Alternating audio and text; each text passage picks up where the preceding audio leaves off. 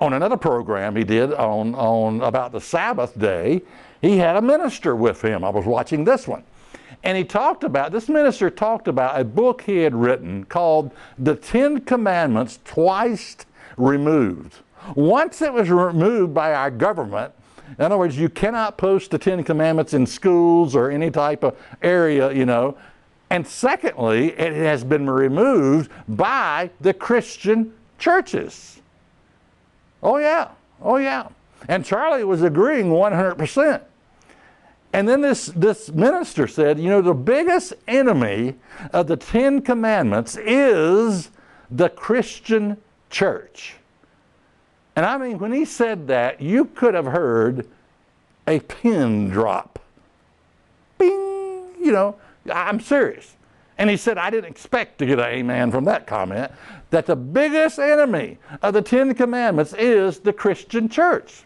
Now, why would I say that? Because most Christians would say, wait a minute, I know, I love the law, I keep the law. But I tell you, if you ask them, well, then why don't you keep the fourth commandment? I mean, it is the fourth commandment, by the way. How do you get out from under that one? You know, I didn't know there were 9 commandments. I thought there were 10 commandments. I must have overlooked something, but how do you get out from under the fourth commandment, which is the Sabbath day? You shall keep the 6 days, shall you labor, but the Sabbath is the rest of God. In it you shall not do any work.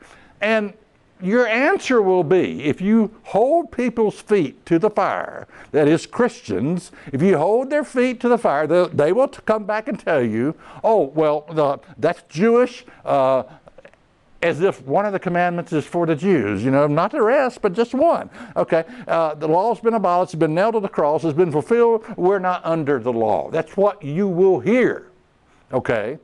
That's why I say, you know, this preacher commented and said the biggest enemy of the 10 Commandments is the Christian church. Hey, you don't believe me? Okay, try keeping the Sabbath and then ask other people why they don't keep it. And you will hear the same old sing-song that I have heard all my life. Well, the law's been abolished, it's been nailed to the cross, it's been fulfilled, and we're not under that nasty Old Testament law. Okay. You know, listen, people are just too hard-hearted to take a break. I mean, they want their material clutter. And I've got to work 7 days a week, or what? That's their line of reasoning. They're not about. And they may give God a couple of hours. I used to hear a radio program that said, this has been God's minute with so-and-so. You know, and I'm thinking, yeah, that's about right. That's about all people are willing to give God far as time is concerned. And God spells time T-I-M-E, by the way, and so do your children. But that 24-hour period, I'm not about. That Sabbath day, I'm not about to go down that road. No way. Check us out on the web at isthatreallyinthebible.com.